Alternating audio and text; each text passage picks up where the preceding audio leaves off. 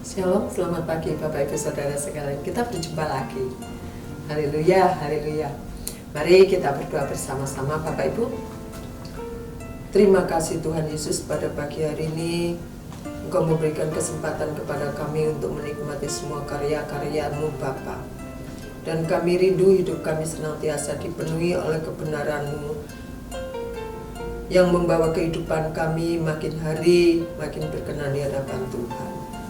Terima kasih Bapa di dalam surga, jamah hati kami, berikan hikmat-Mu supaya kami boleh mengerti apa yang harus kami kerjakan dan lakukan selama kami hidup di dunia ini, sehingga kehidupan kami sungguh berguna bagi kemuliaan-Mu. Dalam nama Tuhan Yesus, haleluya, amin.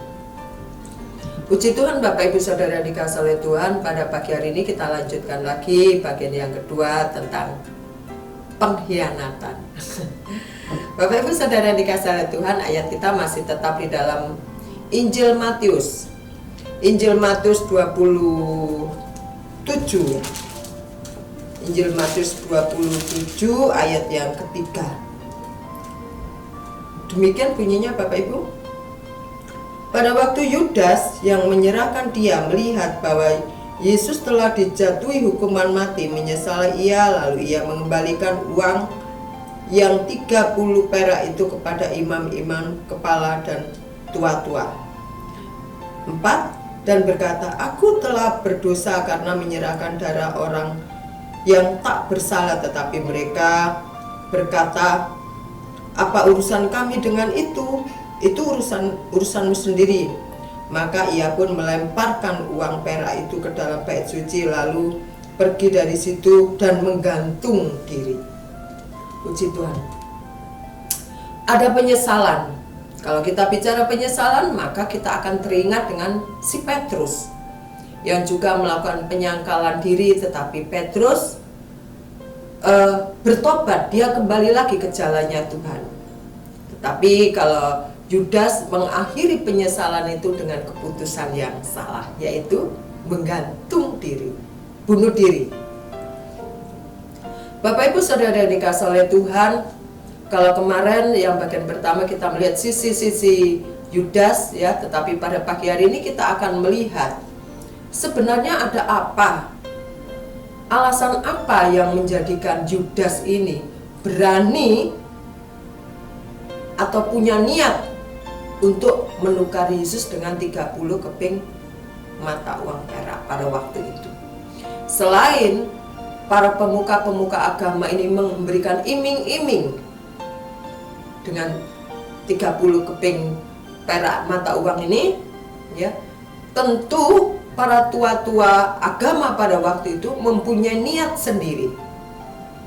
Kalau kita melihat Bapak Ibu Saudara sekalian, di dalam Injil Matius 26 ya ayat 15, Injil Matius 27 1 sampai ke 10, ataupun di dalam Injil sinopsis lainnya di dalam Markus, Lukas ya. Bagaimana Injil sinopsis ini menyampaikan kronologi tentang Yesus disalib, Yesus diserahkan kepada Pilatus, dan kematian Yudas. Kita melihat seperti part pertama tadi saya katakan, secara kedudukan di dalam ke-12 murid, Yudas ini diberi kepercayaan oleh Tuhan Yesus, yaitu sebagai bendahara ya. Nah, apa sih sebenarnya yang ada, atau apa sih sesungguhnya yang terjadi terhadap Yudas, terhadap Herodes, dan terhadap para imam-imam, orang Yahudi dan juga orang Farisi? Bapak Ibu Saudara sekalian, kita bisa mengambil kesimpulan atau kita bisa berpikir, sekelompok orang, 2-3 orang berkumpul, lalu mereka mempunyai gagasan-gagasan, ide-ide tersendiri untuk mensukseskan keinginannya, untuk mengabulkan keinginannya. Itu artinya sudah terjadi konspirasi ya, untuk melancarkan keinginannya. ada Yudas, ada Herodes, ada orang Farisi, ada para tokoh-tokoh agama pada waktu itu. Mereka mulai berkonspirasi, mereka mulai mempunyai trik-trik tersendiri untuk meloloskan keinginannya, yaitu menyalibkan Yesus.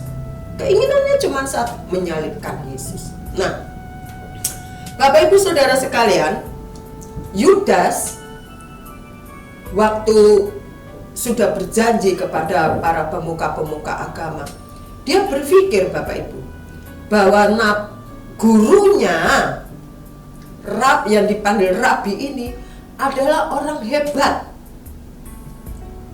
Ya, adalah orang hebat. Dikatakan Mesias, dikatakan sang Rabi, dikatakan raja di atas segala raja.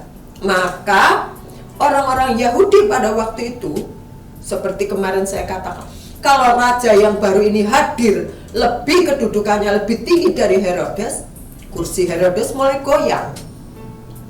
Kedudukan Herodes mulai terancam.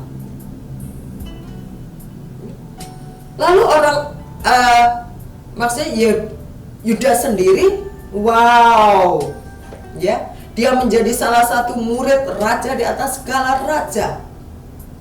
Raja yang besar, raja yang megah, raja yang penuh dengan kekayaan. Itu pemikirannya Yudas. Bukankah orang mati bisa dibangkitkan? Bukankah orang lumpuh bisa berjalan? Bukankah orang buta bisa melihat? Bukankah orang tuli bisa mendengar? Kalau cuma ditangkap saja, wah pasti Yesus bisa mengatasinya. Ya, bisa mengatasinya. Secara politik,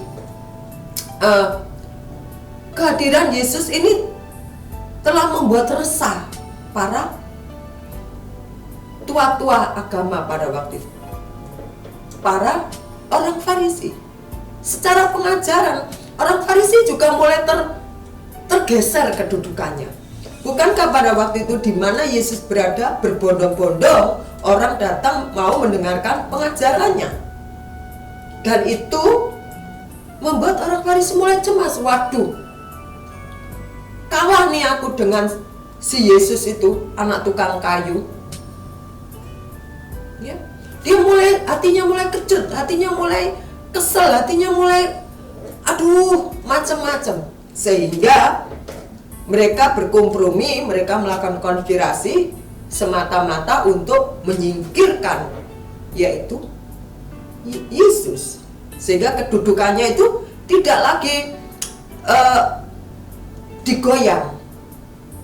Nah, hal-hal inilah yang mendorong Yudas. Ya, secara politik juga Yesus itu oke, secara pengajaran juga, ya, tidak ada yang salah, sesuai dengan kebenaran.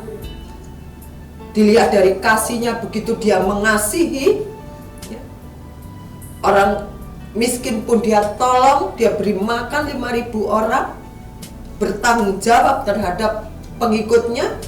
Apanya yang kurang dari Tuhan Yesus?